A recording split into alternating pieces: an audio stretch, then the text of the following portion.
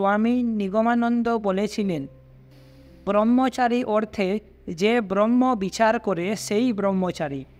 তবে সাধনার সময় কিছুকাল বীর্যধারণ প্রয়োজন হয়, কারণ শরীর বলহীন হইলে সাধন ক্লেশ অসহ্য হইয়া পড়ে।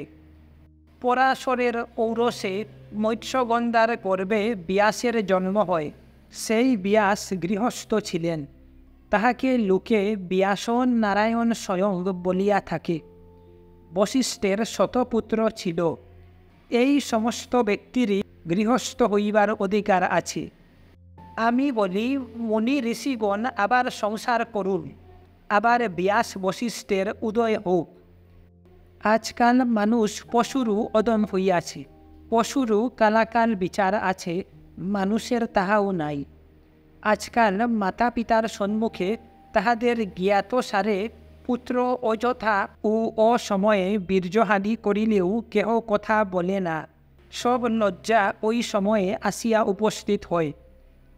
আমি বলি, লোকে এটা জানুক, অযথা ও অসময়ে বীর্যপাত বন্ধ করুক।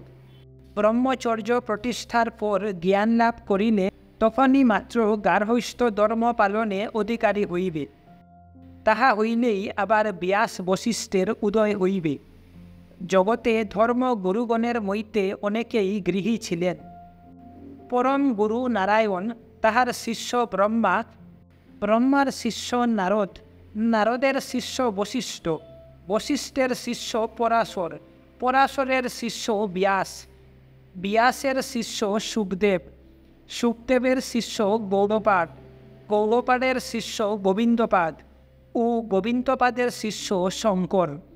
এত দেখা যায় ধর্ম গুরুগণের মধ্যে অনেকেই গৃহস্থ ছিলেন।